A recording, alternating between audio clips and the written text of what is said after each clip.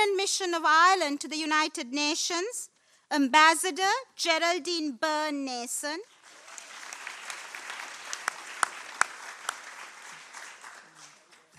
And finally, I'm pleased to welcome Ms. Maureen Curtis, Vice President of Criminal Justice and Court Programs at Safe Horizon, which is a leading US-based survivor assistance organization.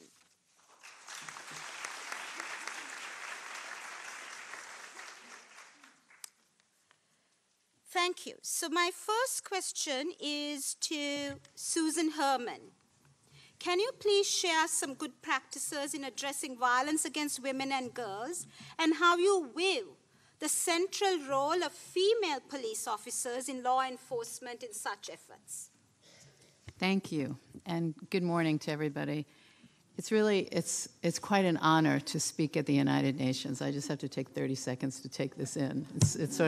It's really a privilege to be here. I know that I have to be brief, so I'm going to jump right in. I'd like to talk about 4 areas of best practice: outreach, initial response, stalking, and strangulation. Remembering events in perfect chronological order, and many details will be hard to retrieve at all. Officers must be trained in trauma-informed interviewing skills to access as much information as possible, and just as important, not to re-traumatize the victim. 2 crimes in particular often lead to homicide. Stalking is a series of events that make a victim fear death or great bodily harm. Over half the women in this country who were killed by an intimate partner reported that they were being stalked before they were killed. So this is a law enforcement issue. Unfortunately, officers often miss it because it involves a pattern of behavior, and officers are used to investigating single incidents. Training officers on how to identify and investigate stalking patterns is an important best practice for saving lives. Strangulation is also missed by officers. A woman might say, he tried to choke me, or he squeezed my neck really hard and I blacked out. But a responding officer who arrives minutes after the event has occurred is not going to see bruises. So best practice, where someone has alleged anything close to that, means going back days later and taking photographs. Those photographs can strengthen prosecution. So I've been asked to wrap up. I actually think that others on this panel are going to talk more about female officers. The one thing that I want to say is that we know that research tells us that women often communicate better than their male counterparts, and female police officers use force at a lower rate, and they have fewer complaints lodged against them by the public. We know that. But these communication skills are an asset to police generally, and just because they come naturally to women doesn't mean everyone shouldn't develop them. Thank you.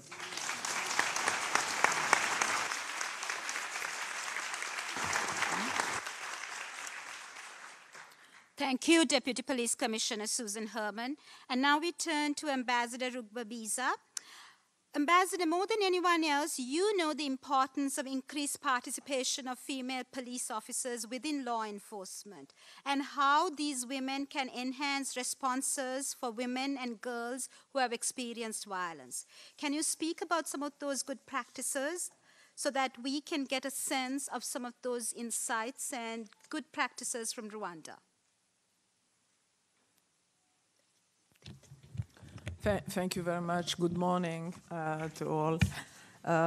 Really, what you presented, Deputy Commissioner Herman, speaks straight to the subject that is bringing us today here. And going just to the specific question I'm being asked, what we did, let me just say very briefly, just outline very briefly few points. I will limit myself to three of the practices in Rwanda. First of all, it was we we really increased the number in the Rwanda National Police, in Rwandan Correction Services, the number of women, and in national public prosecution. It was very clear to us that having women there, at least we could see the bridge in terms of the trust gap. Of course, the communication was much easier, but the bridge in terms of the trust gap. So having women there, we were able to see the increase in reporting.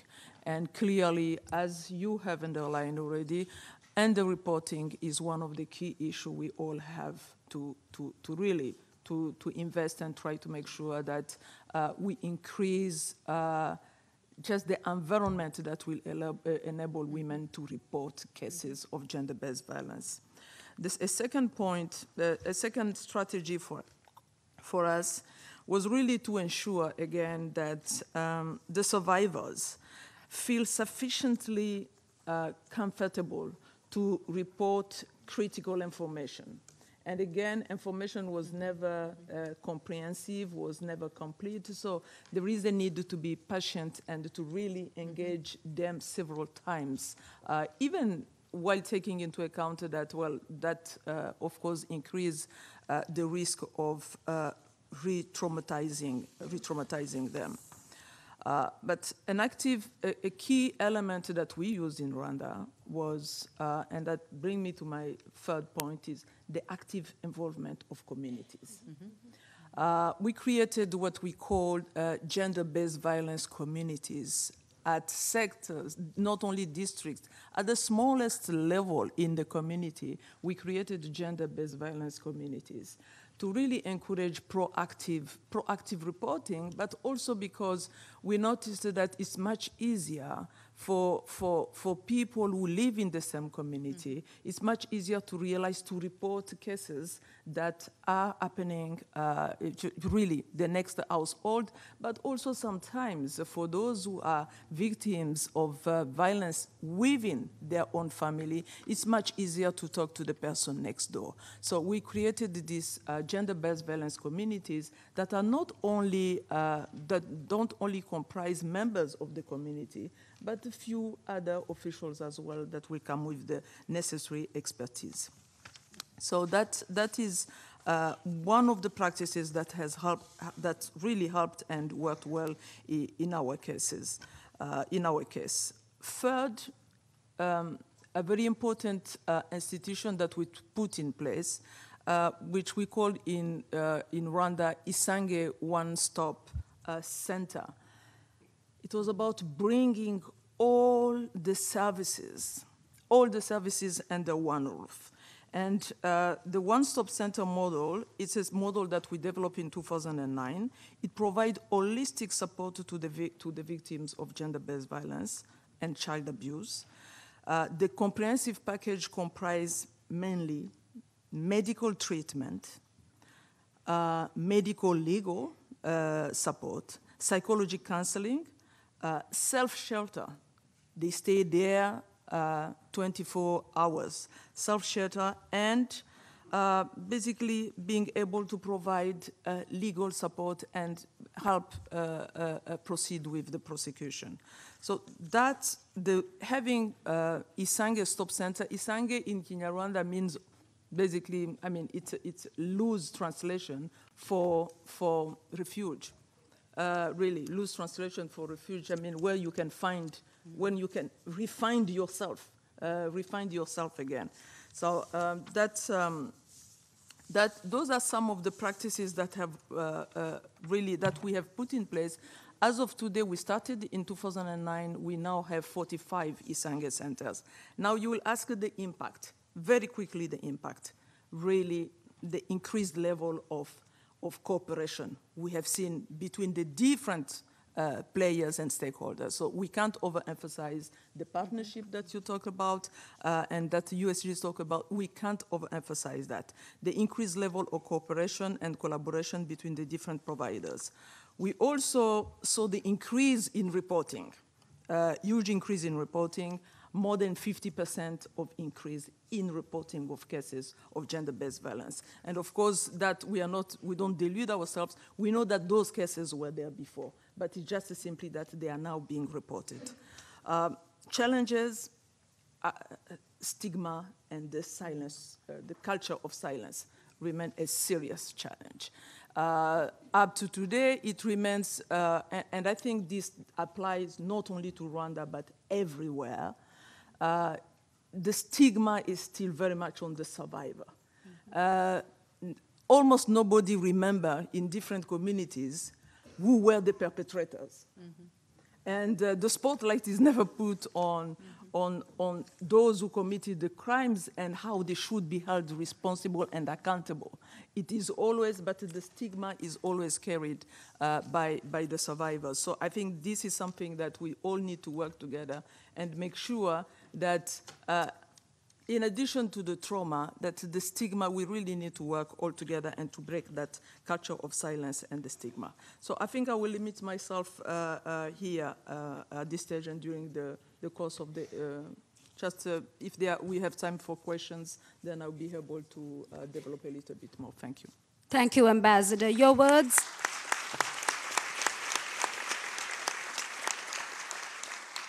Thank you, Ambassador. Your words are powerful.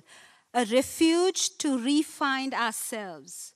I think those are powerful words that will echo forth from these chambers. Ambassador Byrne-Nason, Ireland has very powerful action plan for women's leadership, especially under Security Council Resolution 1325. So we want to probe further along with you to look at ways in which you have addressed some of the challenges relating to women entering the police force and the issues that they face while on the job. In other words, the retention of women in the police force. What good practices can you share with us that show how you can encourage the greater participation of women, especially women in leadership, in the police force? Thank you very much indeed. I have to join my previous speakers in saying what a real pleasure it is to be here this morning, raising our voices, importantly, raising hope, and perhaps the whole point of our exercise today is to make sure that those who have lost their voice through violence will in some way be assisted by what we do here this morning. I'm thrilled to be here in front of so many of New York's finest. We all depend on you on a daily basis, and it's a real moment of pride for somebody from Ireland, I have to say, in the hope that many of you out there carry an Irish root in your name at least. We tend to think we tend to think that we're still remembered and hopefully fondly in the Irish Police Force. Thank you. I'm also delighted to be here as the first Irish woman to chair the Commission on the Status of Women at the United Nations, a role that I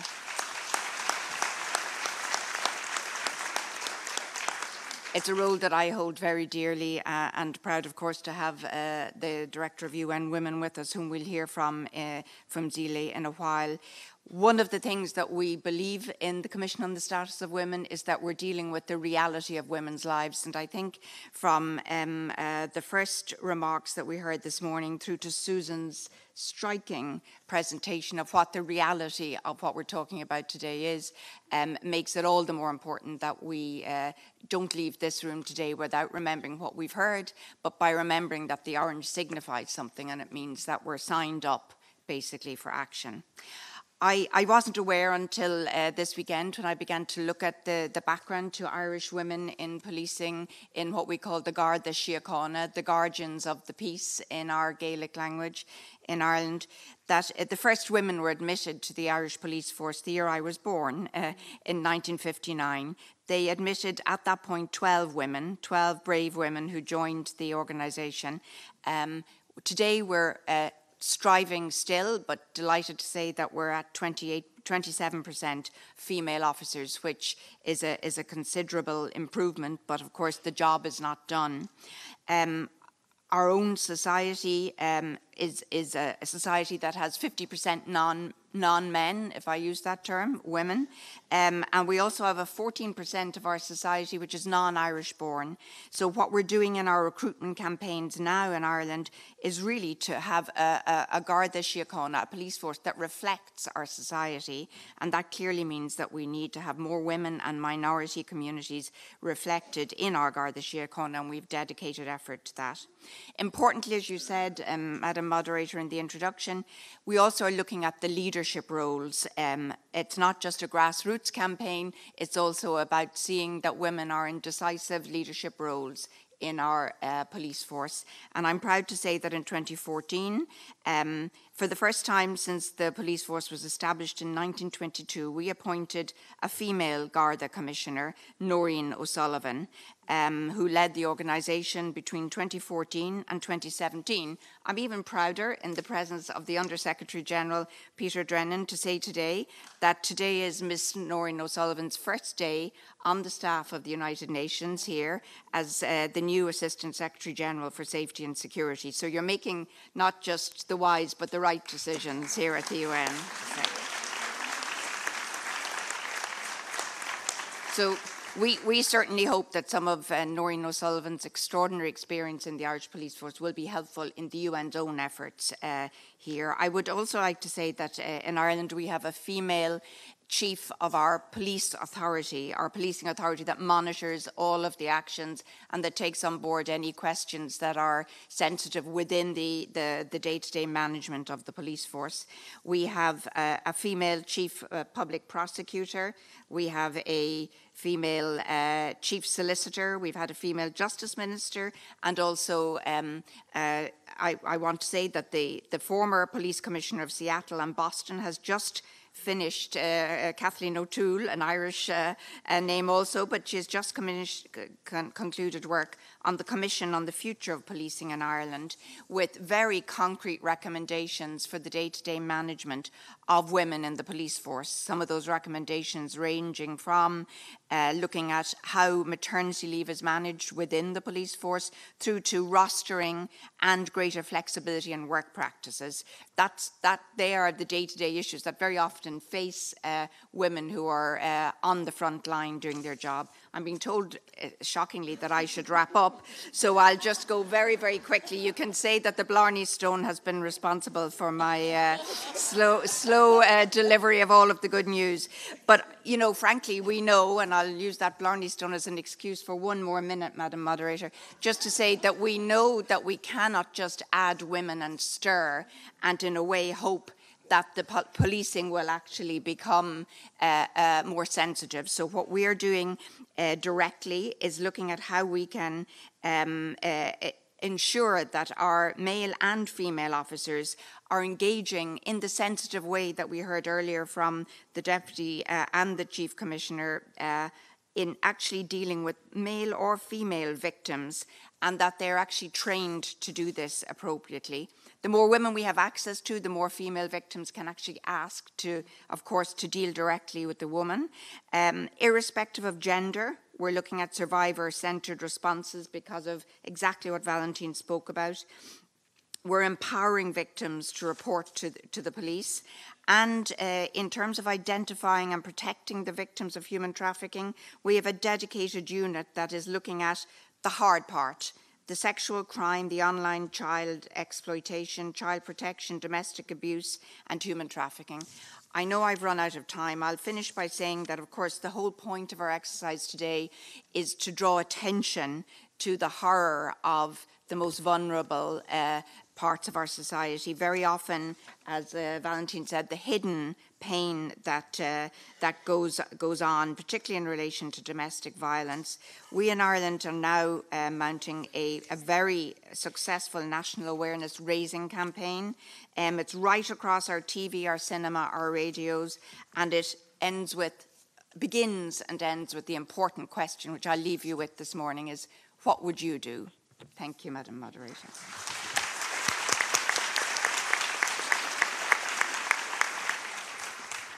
Thank you, Ambassador. Orange in the World is also about changing the symbols of power, and you are doing that through the leadership positions that women in Ireland are taking in traditionally male-dominated spaces like the police force and the Justice Department. So thank you. Our last panelist is from a well-known organization working with survivors of violence. What has been your experience working with law enforcement to ensure a gender-responsive and survivor-centered response for women and girls? Maureen Curtis?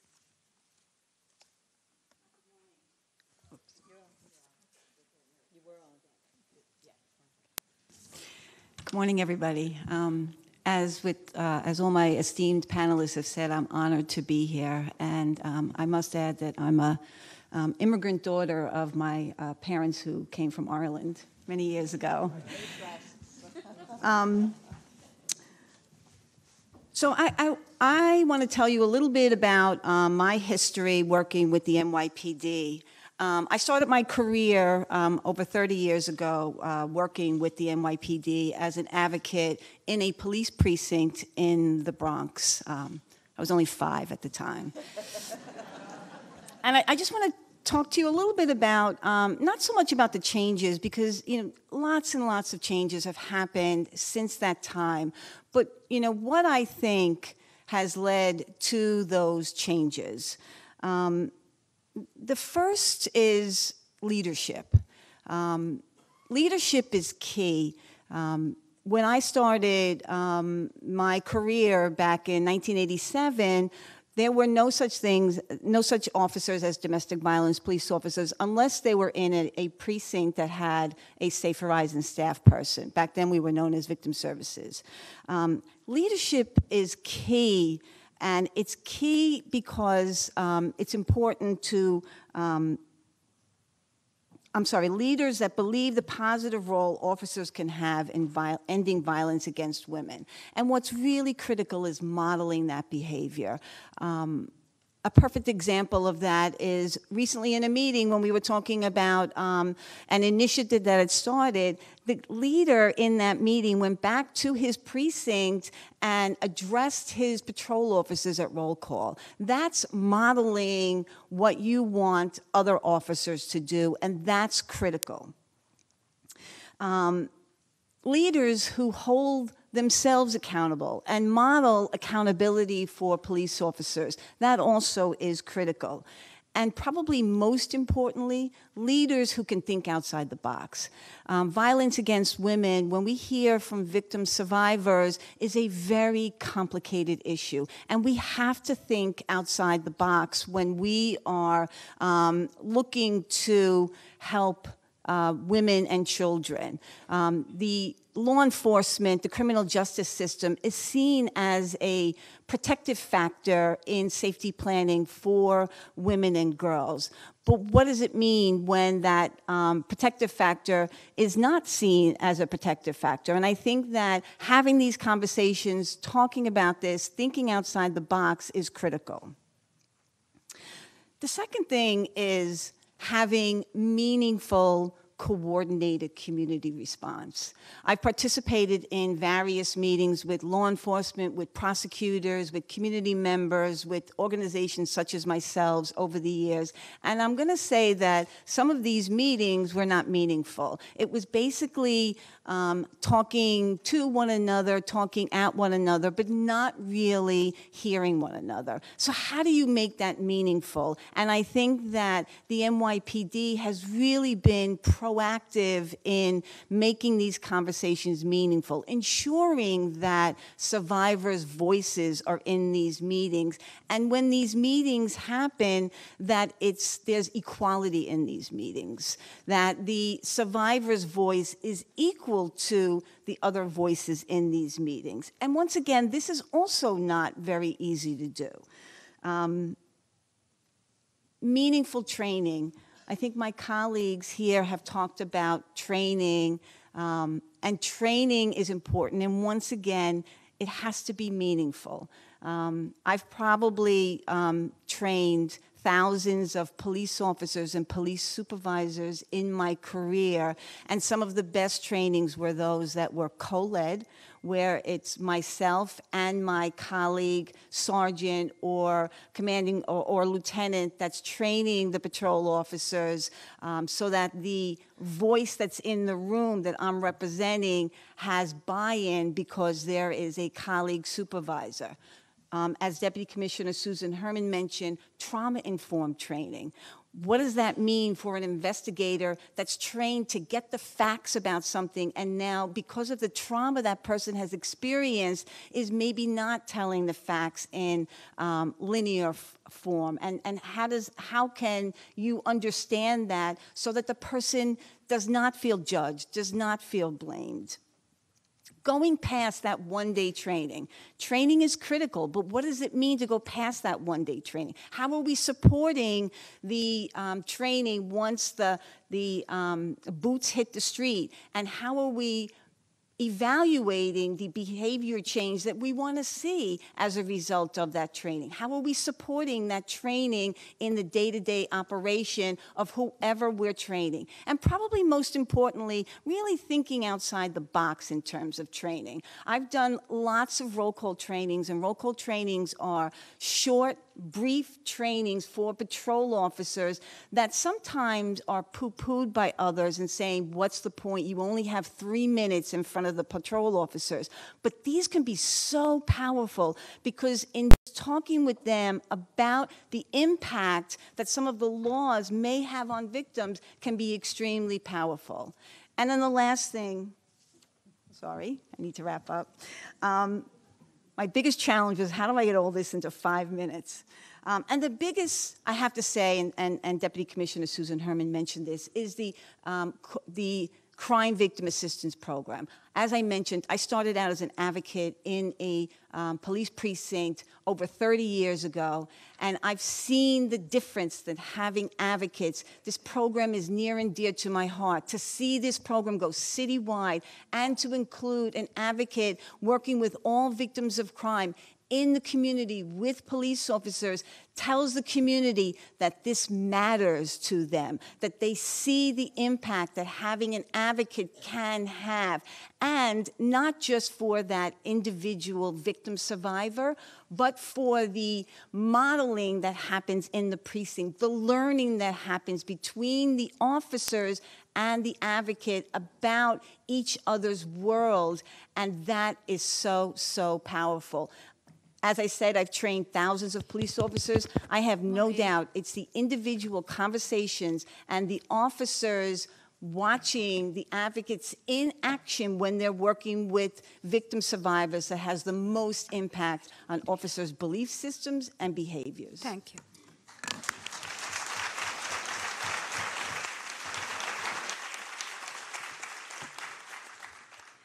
Thank you, Maureen, for those powerful stories. And one lesson that we can take back with us is the need to think out of the box and to think creatively. And in doing so, and in wrapping up this very insightful session, I want to remind ourselves that violence against women is not only about physical abuse. And this morning we've been focusing on physical abuse.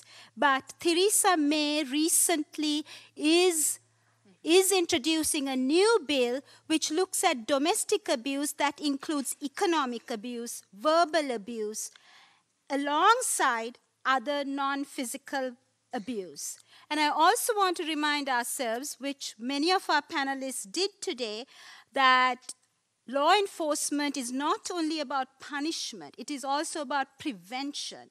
And many of the new generation of domestic violence laws look at the ways in which education, human rights education, women's rights education, makes central anti-violence against women as part of the core curriculum from schools to universities. So your work, whether it's at NYPD, in the community, in Rwanda, or in Ireland, goes to the very heart of empowering both girls and boys in preventing violence against women. And now it is my singular honor to introduce the Undersecretary General and Executive Director of UN Women, And if I may indulge myself, my own personal hero, Madame Phumzile Mlambo-Ngcuka. Should we leave? Yes. We should go? Yes. Just 1 second. No one has done more to place women at the heart of the 2030 development agenda than Madame Phumzile. No one has done more to define the standard-setting values of UN Women than Madame Phumzile. And no one has done more to shape the destinies of a new generation of women at this time of a momentous change for women, at a time of enormous mobilization for women than Phumzile. She is the leader of our time. She is the leader for the ages. Thank you, Madame Phumzile.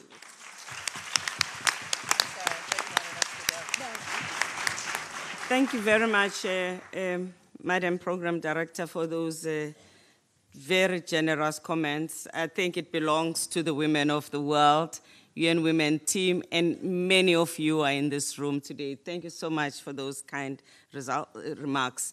We are out of time, so I'm going to run through my comments. Firstly, and most importantly, it is to thank all of you who have spoken and presented today, to thank my colleague Peter, the ambassadors, the team from NYPD, and of course, we have had also the excellent work that is done to support survivors. The comment that I'd like to leave with you, and the reason why we have organized ourselves like this today, it is because we want to give the responsibility back to the people that in all our countries have a responsibility to keep us safe. But also we care about their own safety, we care about their own progression at work, so we're combining the needs of women in the forces so that we can support them for the work that they do, but also to support the forces so that they can also support communities and ensure that women in every country are able to have a life that is free of violence. I want to thank the NYPD for taking this challenge in their stride and actually bringing to the precinct of the UN so many men and women who are here today having this conversation with us. It's a teaching moment for all of us, for them and for us, about our collective responsibility in making the world safer. And I mean, wherever you are, women in uniform, can you just stand up so that we can see that you're here?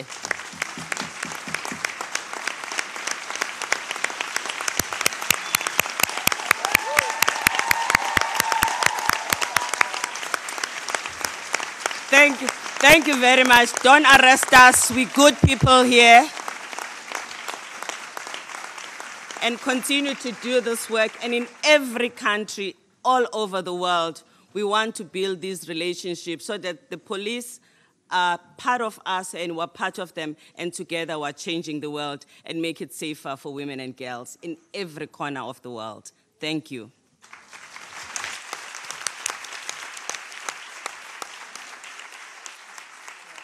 Thank you, Madame Phumzile, for those powerful words. 70 years ago, the Universal Declaration of Human Rights recognized that contempt for human rights have resulted in barbarous acts which have outraged the conscience of mankind. More must be done to recognize that these barbarous acts take place not only on the battlefields, but within the hallowed halls of power, in the classrooms, in workplaces, including the paddy fields, and in our homes, the most sacred of our spaces. And therefore, these barbarous acts must outrage the consciousness of human civilization. Thank you, Madame Phumzile. Thank you, everyone. Thank you to the NYPD, police, women, and men. We are here safe because of you. Thank you.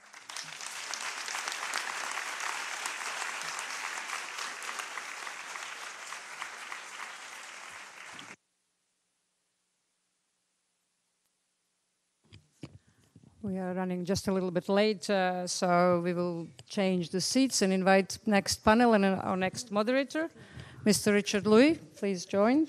We're waiting for SG to arrive in the next few minutes, so we're starting slowly. Thank you, everybody.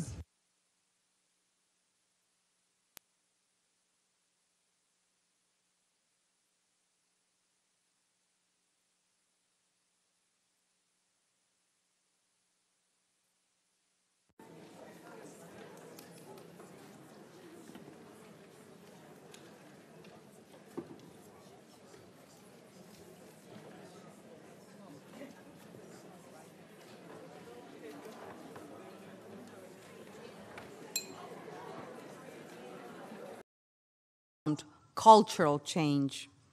And of course, there is no easy solution. Ending violence against women requires long-term, sustained efforts by all. We must join forces and build a coalition between communities, governments, law enforcement, civil society, and all other stakeholders. We must pledge not to sit still, not to rest, and not to stop until we have eliminated all forms of violence against women and girls. I thank you.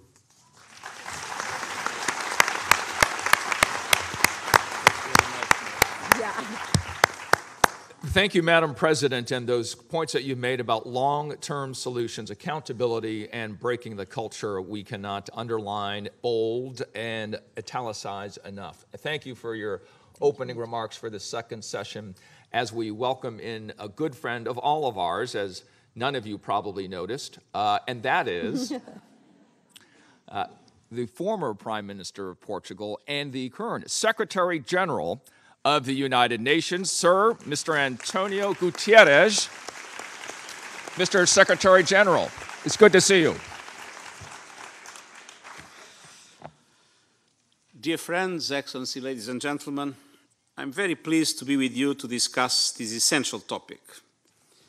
Violence against women and girls is a global pandemic. It is a moral affront to all women and girls and to us all, a mark of shame on all our societies, and a major obstacle to inclusive, equitable, and sustainable development. At its core, violence against women and girls in all its forms is the manifestation of a profound lack of respect, a failure by men to recognize the inherent equality and dignity of women. It is an issue of fundamental human rights. The violence can take many forms, from domestic violence to trafficking, from sexual violence in conflict to child marriage, genital mutilation, and femicide. It is an issue that harms the individual, but also has far-reaching consequences for families and for the society. Violence experienced as a child is linked to vulnerability and violence later in life. Other consequences include long-term physical and mental health impacts and costs to individuals and society in services and lost employment days. And this is also a deeply political issue. Violence against women is tied to broader issues of power and control in our societies. We live in a male-dominated world. Women are made vulnerable to violence through the multiple ways in which we keep them unequal. When finally laws which govern inheritance, custody, and divorce discriminate against women, or when societies narrow women's access to financial resources and credit, they impede a woman's ability to leave abusive situations. When institutions fail to believe victims, allow impunity, or neglect to put in place policies of protection, they send a strong signal that condones and enables violence. And in the past year, we have seen growing attention to one manifestation of this violence. Sexual harassment is experienced by almost all women at some point in their lives. No space is immune. It is rampant across institutions, private and public, including our very own. This is by no means a new issue, but the increasing public disclosure by women from all regions and all walks of life is bringing the magnitude of the problem to light. This effort to uncover society's shame is also showing the galvanizing power of women's movements to drive the action and awareness needed to eliminate harassment and violence everywhere. This year, the global United Nations Unite campaign to end violence against women and girls is highlighting our support for survivors and advocates under the theme Orange the World, #HearMeToo, #HearMeToo. With orange as the unifying color of solidarity, the #HearMeToo is designed to send a clear message. Violence against women and girls must end now, and we all have a role to play. We need to do more. We need to do more to support victims and hold perpetrators accountable. But beyond that, it is imperative that we as societies undertake the challenging work of transforming the structures and cultures that allow sexual harassment and other forms of gender-based violence to happen in the first place. And these include addressing the gender imbalances within our own institutions. This is why we have adopted a UN system-wide gender parity strategy. We have achieved parity in the senior management group, and we are well on track to reach gender parity in senior leadership by 2021 and across the board by 2028. And the UN has also reaffirmed its zero-tolerance policy for sexual harassment and assault committed by staff and UN partners. We have recruited specialized investigators on sexual harassment, instituted fast-track procedures for addressing complaints, and initiated a 24/7 helpline for victims. And I also remain committed to ending all forms of sexual exploitation and abuse by peacekeepers and UN staff in the field, one of the first initiatives I took when I assumed office. Near 100 member states that support UN operations on the ground have now signed voluntary compacts with us to tackle the issue, and I call on others to join them, fully assuming their responsibilities in training, but also in ending impunity. Further afield, we are continuing to invest in life-changing initiatives for millions of women and girls worldwide through the UN Trust Fund to End Violence Against Women. This fund focuses on preventing violence, implementing laws and policies, and improving access to vital services for survivors.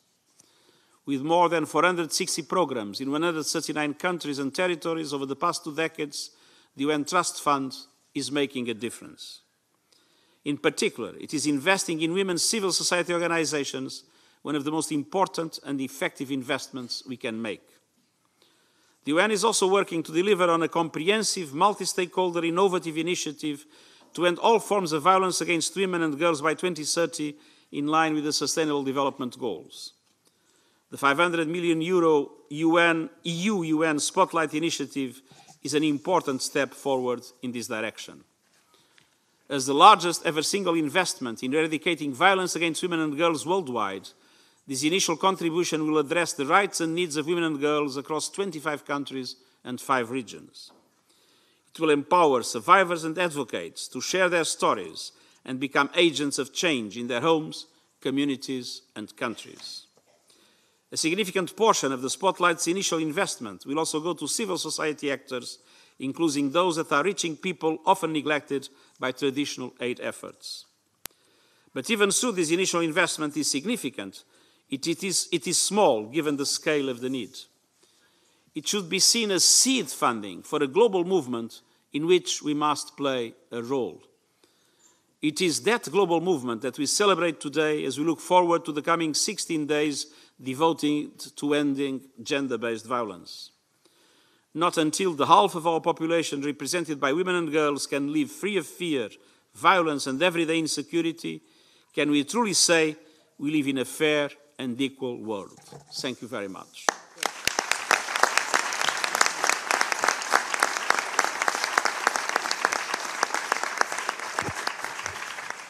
Mr. Secretary General, thank you so much for being here with us today and for your leadership and holding up that so important beacon and understanding that when we talk about equality, it is that fundamental human right and carrying that message to the world. So thank you for being here and supporting this very effort today. Another round of applause, please.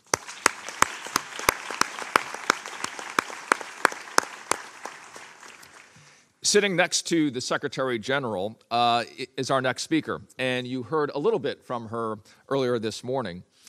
She is a woman who has devoted her career to issues of human rights and justice in her home country of South Africa, as well as at the United Nations, where she currently serves as the Under-Secretary General and Executive Director of UN Women. As was said earlier in this morning's session, she is also my personal hero and my gender mentor. No pressure, Madam Executive Director. Ladies and gentlemen, please welcome the Executive Director of UN Women, Phumzile Mlambo Nguka.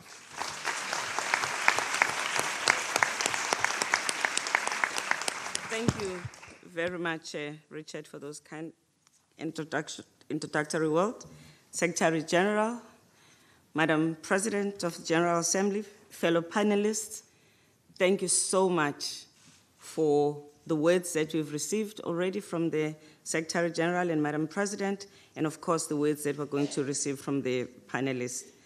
Thank you to all of you for being part of this important global event that starts the 16 days of activism to end violence against women every year. This event is under the auspices of the Secretary General's campaign, the Unite to End Violence Against Women, which UN Women is proud to manage. This campaign has color orange, which brings together people from all walks of life. And it shines a bright light on what could be hidden and tolerated as many women around the world are unable to have their voices heard. In the forefront of the fight to end these abuses are advocates and survivors. And last year, these advocates and the survivors from grassroots and many other levels took the center stage. These activists and survivors, as well as global movements, range from the Me Too movement, hashtag Me Too movement, to Nia Unamemos hashtag also. It also had the hashtag Hola Black, the hashtag Total Shutdown, and many individuals in many parts of the world that we have not even heard from.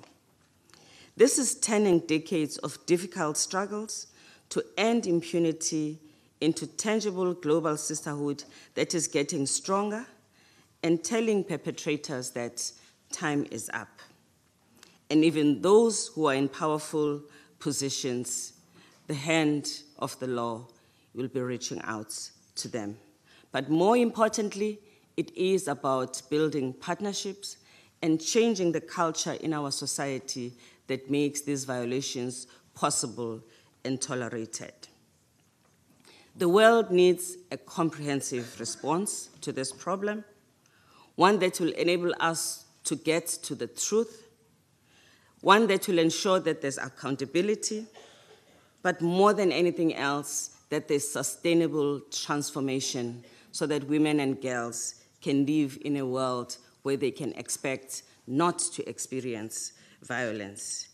And all of us are part of making sure that we bring about this culture and we end the culture that normalizes abuse of women and girls.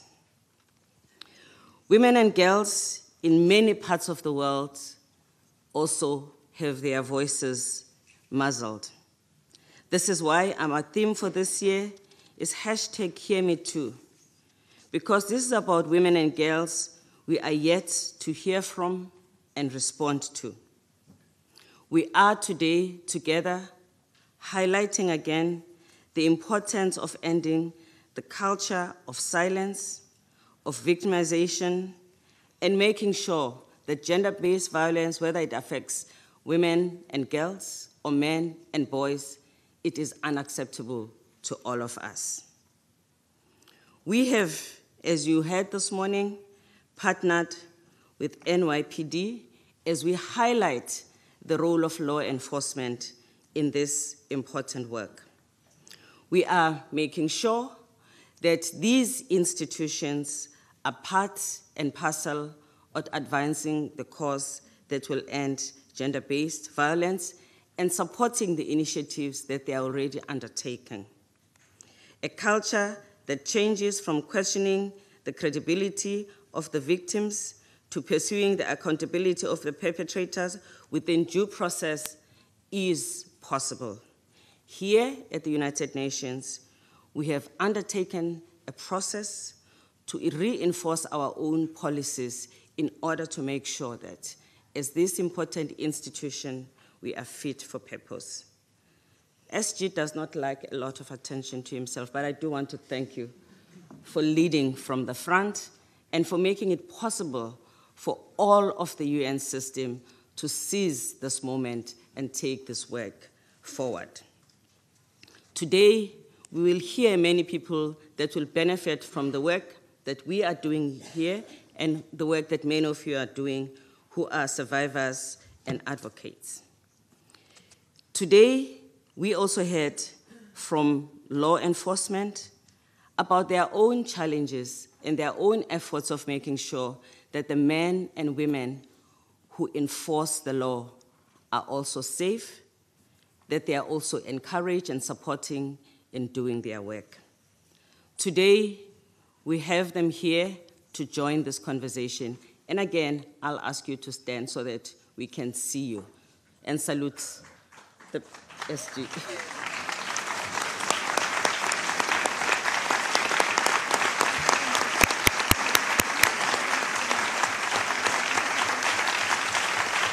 Thank you for keeping us safe, but thank you for choosing to make this one of the important issues of the force that protects New York. We are also concerned about ensuring that the institutions in society are transformed in order to make sure that this work is done in every corner of the world, in every part of the world. All member states can play a significant role in bringing about the changes we desire. We at UN Women are collaborating with the UN system, with member states, with civil society, in order to make sure that we bring these changes as closest as possible to where they are needed. The Secretary General's UN Trust Fund to End Violence Against Women has already benefited 6 million individuals just last year. But we also know that there's a much bigger need out there. The Secretary General has also touched on the EU-UN Spotlight Initiative, another important initiative.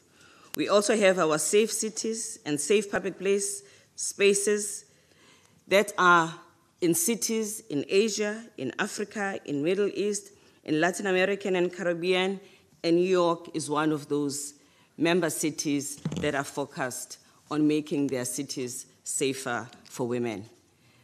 What we are trying to highlight this year is the importance of making sure that the capabilities that every country has, which are in our law enforcement, are deployed in a manner that makes sure that women are safe and they can take it for granted that this service is theirs, and at the same time support the forces to be the best they can be.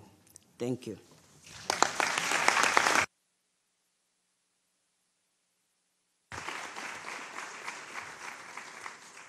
Thank you so much, Madam Executive Director, for your leadership. And always, if there is a happy soldier that is omnipresent around the world to fight this issue of gender inequity, it is you. So thank you again for your leadership.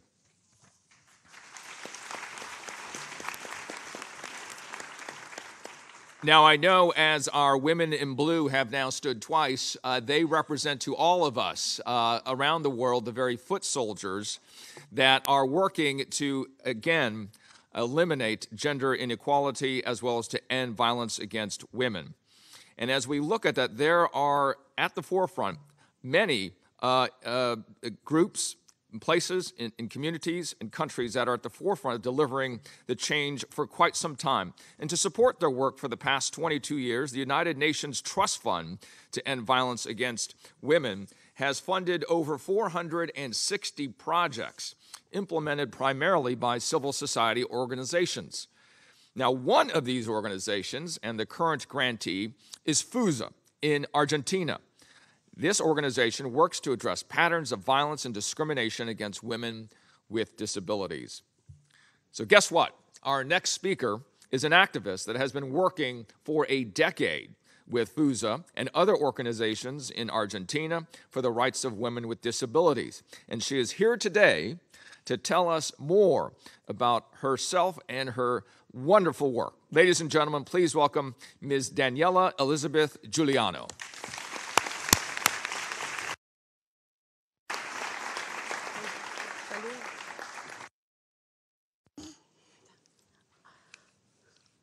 Hola, soy Daniela Giuliano. Mi sueño es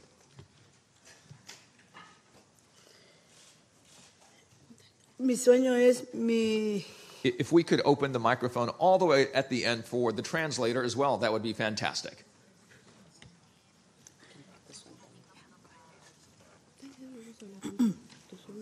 Mi sueño es para compartir con los compañeros del trabajo, en todos, a compartir con ellos, aprender a fotografías y yo hago en la granja, es panadería, San Fran, catering, centro de día, compartir con los compañeros, ayudar a lavar la cara, lavar los dientes y acompañar en la combi. Dani, ¿este trabajo te hace feliz? Sí, hace feliz. ¿Por qué? Porque es para mí ayudar a los chicos, a los compañeros y a compañeras. ¿Vos sentís a sus compañeros tu familia? Sí. ¿Por qué? Lo quiero como un hermano. Contales el proyecto de fotografía. En fotografía estoy haciendo para el calendario 2019. Entrego a la presidenta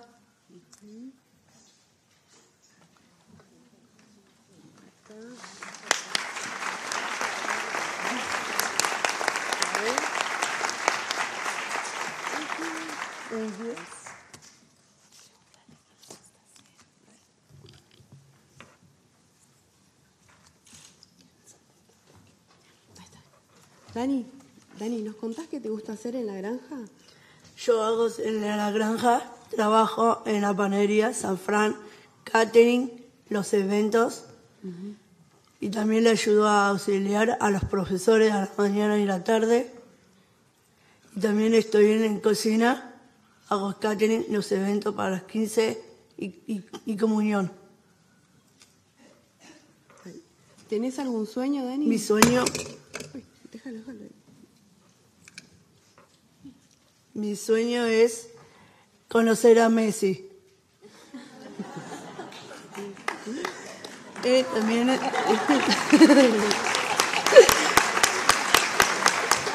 en fútbol también. No me retiré, juego fútbol igual. Dale. Trabajo a la mañana y a la tarde. Turno a 8 de la mañana, entro a las 3 de la tarde. Pero contales bien a la gente qué es lo que hacemos en la granja. ¿Qué actividades haces con los Actividades que hay gimnasias los miércoles y los jueves. Los miércoles tenemos radio y los lunes hacemos diarios con los chicos. Vos sos auxiliar, contale tu función de auxiliar. Auxiliar son el grupo Violeta, que estoy a la mañana y después a la tarde. ¿Y qué haces con el grupo Violeta? Le ayudo a los chicos de la mañana y lo mismo a la tarde también. Y fotografía en la escuela Focus de Flores. ¿Y qué es este proyecto de las fotos? Las fotos son las fotos que las tenemos nosotros de la escuela, parte de inicio. ¿Pero para qué es el proyecto? ¿Qué te El van a dar proyecto, a fin de año? Fin de año, las fotos, diplomas, 15 de este mes. Ahora este año va a ser un egresado de la Escuela de Fotografía y Focus. Bueno, ¿le querés dejar un mensaje importante a la gente? Sí. Tengo uno importante para ustedes.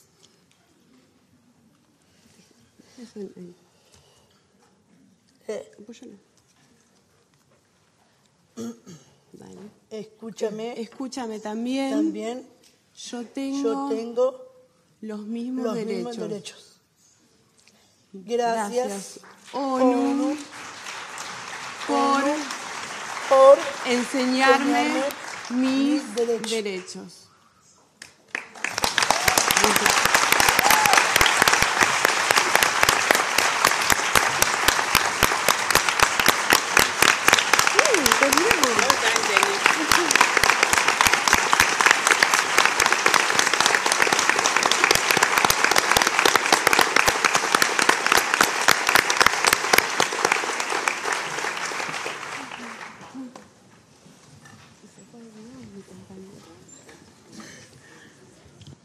Daniela, thank you so much. And I think that is a lesson that we will all have to take, and we will have to be able to also express that such an important message for ourselves. So thank you again for being here.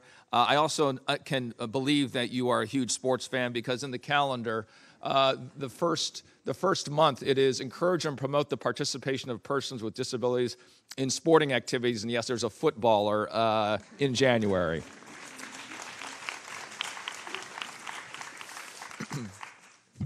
Well, was that not inspiring? Our first 4 speakers. But we've got more. How are you feeling? Okay. I would like to now invite to the front of the stage members of the Angel Band Project that Madam President was bringing up earlier, who will be performing for us today. Ladies and gentlemen, the Angel Band Project.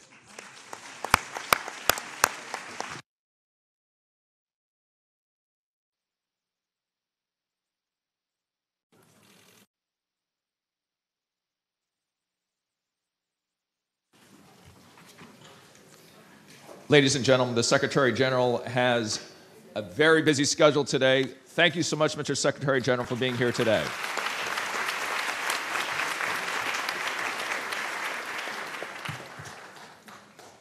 Now, a little bit of background as the Angel Band Project is coming up. They're a nonprofit that uses the power of music to provide healing, to raise awareness, and create positive social change for survivors of sexual violence. Now, along with musical initiatives like today's performance, the Angel Band Project also provides life-affirming music therapy to survivors that are in crisis. The origin of today's performance began in 2014 when a group of sexual and domestic violence survivors met with music therapists to learn the song One Voice. And with their therapists nearby, the survivors were individually recorded performing the song. And today we're joined by a live choir of sexual violence survivors and members of the New York Choral Society. This is their message of hope and solidarity for survivors the world over. Ladies and gentlemen, again, the Angel Band Project performing One Voice.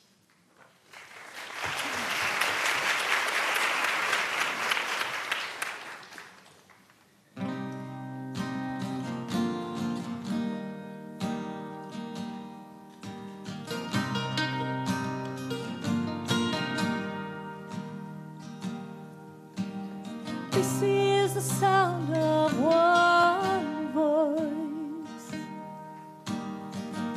one spirit, one voice, the sound of one who makes a choice.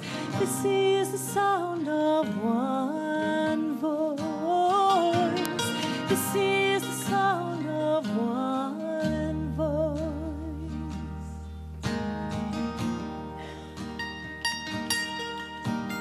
This is the sound of voices too. Sound of me singing with you, helping each other to make it through. This is the sound of voices too. This is the sound of voices too.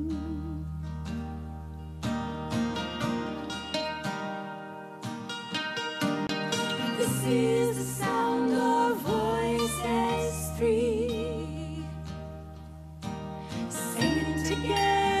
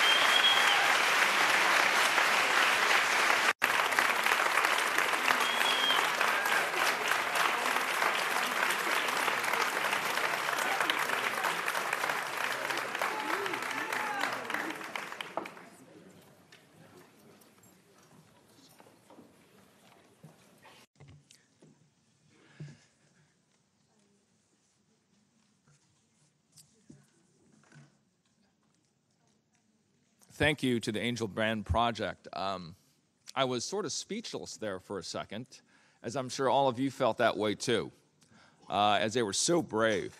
So thank you again.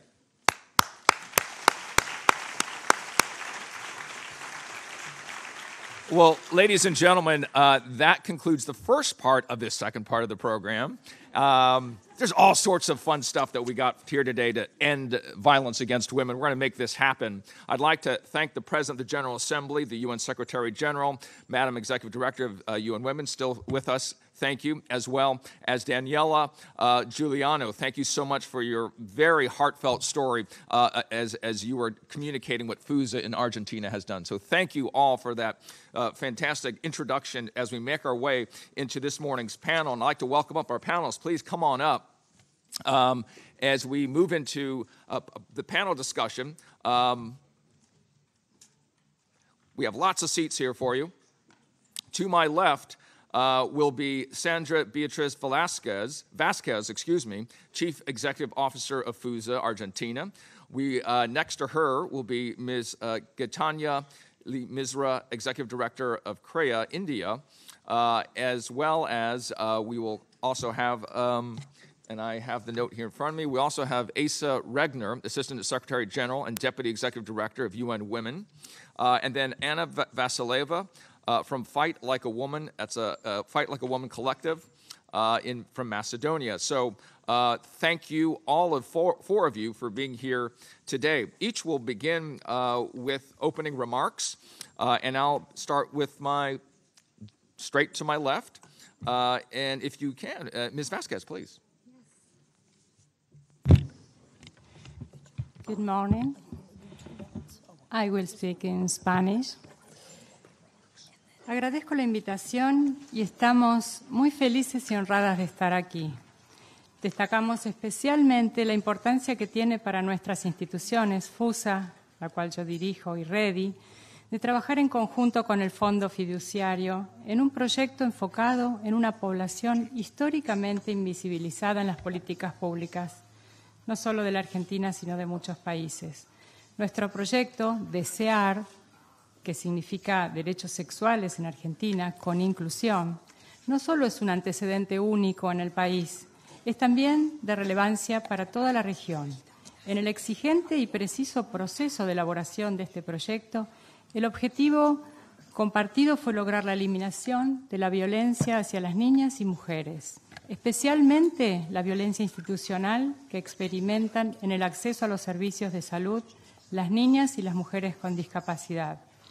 Concebimos este proyecto como una herramienta para prevenir la violencia contra mujeres y niñas con discapacidad mediante el empoderamiento de este colectivo, ampliando el acceso de las mujeres y niñas con discapacidad a los servicios de salud, especialmente aquellos de salud sexual y reproductiva, incrementando la capacidad de quienes prestan estos servicios para que respondan eficazmente a las necesidades de estas mujeres y niñas con discapacidad. Además, ponemos un especial esfuerzo en reforzar la implementación de las leyes, las políticas y los planes de salud sexual y reproductiva mediante el fortalecimiento y la acción mancomunada con órganos de gobierno y de la sociedad civil, para lograr una inclusión en sus agendas de estos derechos largamente postergados. Nuestra asociación civil FUSA cuenta con una amplia experiencia en el trabajo interdisciplinario de salud integral de adolescentes, jóvenes y mujeres desde una perspectiva de género y de derechos. La mirada integral sobre la salud de las personas y la firme defensa de los derechos humanos es una de las razones fundamentales del trabajo de nuestra organización. Creemos en la equidad y en la igualdad y apoyamos la salud pública como vehículo para ello. Desarrollamos nuestras actividades en instituciones de salud, educativas, espacios públicos y en nuestro propio centro de atención de la salud que funciona en la ciudad de Buenos Aires, y por medio del cual brindamos un servicio de calidad y en un marco de respeto de los derechos de jóvenes, adolescentes y mujeres. Trabajamos asociados a diversos colectivos de mujeres, jóvenes y organizaciones de la sociedad civil. En esta línea encaramos este proyecto, en articulación con REDI, que es una organización no gubernamental liderada por personas con discapacidad y abocada a la promoción de los derechos consagrados en la Convención sobre los Derechos de las Personas con Discapacidad. Agradecemos muchísimo la posibilidad brindada por el Fondo Fiduciario de Naciones Unidas, porque gracias a este apoyo podemos profundizar y expandir los esfuerzos por empoderar a un número creciente de mujeres, niñas y adolescentes con discapacidad de diversas regiones del país. Hoy nos acompañó Daniela. Ella es una de las agentes de cambio con la que trabajamos. Ella es integrante de la Granja Andar, como ustedes escucharon, una organización que tiene por misión generar oportunidades realmente innovadoras para el desarrollo creativo del potencial de las personas con discapacidad a través del trabajo, también a través del deporte, de la cultura, el arte y la salud, para mejorar así su calidad de vida, afianzar sus vínculos familiares y promover su inclusión en la comunidad. Todas las niñas y mujeres con y sin discapacidad deben ser escuchadas. Muchas gracias.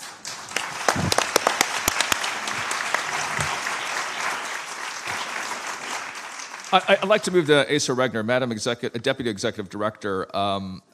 Building on that very idea of what's being done on the ground, how does the UN build on that momentum of the movements that are both local and regional? Thank you so much for having me.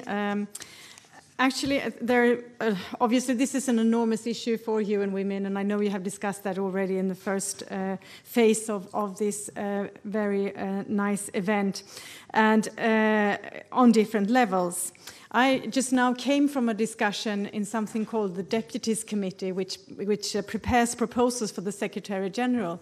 In there, we discussed the fact that for women's organizations and also women's shelters organizations, which are very, very relevant to this topic, there is shrinking space in many countries. We can measure that, and we see that also in our reality every day. And for instance, both for UN Women, who works already a lot with these organizations, not least before the Commission on the Status of Women, but also as a whole joint UN to acknowledge this and stand on the side of women's organizations and women's shelters organizations, because they, in their turn, actually defend the values and the norms and the standards of the UN. And, you know, it's the least we can do to really, really support them. We also, however, at UN Women, obviously, in our daily work, do a lot when it comes to encountering violence against women, men's violence against women. I think it's important to talk about what we are talking about. So, for instance, we have a global program, or different global programs on something called Safe Cities and Safe Public Spaces in over 35 cities in the world, which addresses sexual violence and sexual harassment against women and girls in public spaces. We also develop right now and have just started the EU-UN-financed Spotlight initiative, in which we also partner with other UN agencies. For instance, there was a launch in Latin America, in Central America, where this will be focusing on how to prevent femicides, violence, murder of women for being women. We also have a UN trust fund to end violence against women, which supports initiatives to end violence. There is much more to say, but these are... Oh, we have lots of time to talk, Madam Deputy Executive Director. We'll definitely get through this. Yeah. Fantastic. Thank you for that. So help us understand this, Gitanjali, about how, as you have created feminist networks, right, across India, but as well as internationally, and we just heard that 35 cities, safe cities. It's different in every locality. So how is feminism expressed differently, and how do you address that? Thank you. Okay. Thank you for having me on this panel. We don't get this platform often as women's rights organizations, feminist organizations. So I thought I would begin with two quotations that we have used in our work to inspire feminist organizations and movements all over. My first quotation is by a feminist writer, activist in India, Arundhati Roy. And she says, "Another world is not only possible, she is on her way. On a quiet day, I can hear her breathing." The second quote is by another activist, a mentor, someone who I have heard many times, Ila Bhatt, who runs an organization called Seva in India, and she said to me once, it takes 10 years to build an organization, 20 years to build a movement, and 30 years to see lasting social change. And I think we are on that journey with the Me Too movement, the Hear Me Too movement, and in India, some of us are talking about the Ask Me Too movement. So how do we do our work? Ask Me Too. Ask Me Too. Got it. Yeah. And I think we basically, in CREA and in many other organizations that we work with, our first rubric is about how can we make all women count? How can we count all women in? Mm-hmm. And that is through working towards thinking about women that are left out, women that are lower down in the hierarchy, women that are not part of programs, policies, and services. These are, you heard today from Fusa, women with disabilities, lesbian women, trans and intersex people, poor women, indigenous women, and the list can go on. Each of us can do our own analysis of who's at the bottom, who's on the top, and who is being made worthy of protection, who is being conceptualized as beneficiary that require protecting rights. And that's a big way that we work. So for example, when we work on domestic violence laws, we question what happens when you put the word domestic. What about women who are not in domestic situations? What about women on the streets? How does, we know that a poor Dalit lesbian woman with a disability faces more chance of being abused than maybe someone that may not be lesbian in a country where homosexuality is criminalized. Where does a sex worker go when she is raped? How do women that, young women that are not in marital situations but need and are abused, what happens to their services? The second thing that we do with feminist organizations and all the networks we've created is make the link between online and offline violence. We're in a world today where we cannot disconnect the two. We can't have some people that work on online and some people that work offline. These worlds are now connected for all women. Even women in rural India are somehow connected to technology and digital spaces. They meet people, they may be online to begin with and meet the perpetrator offline and get abused. And I think that is a piece of work that we are doing with many networks, and young people are really, inspired by this connection because, there are digital natives, but they also make the connections with and I think the last piece that I would say is, yes, the forms of violence are different in different geographies. Early marriage, preference for sons exists in some places, gun violence exists in other places, and that is just us all understanding the specificity of our context and being closer to the ground to do the work that we need to do and involve the people to become part of our solutions when we address, the kind of policies we want to propose and the interventions that we as nonprofits have to kind of put in place or work with networks, coalitions, and our governments. Thank you. Thank you so much, Geetan Gali. Appreciate that.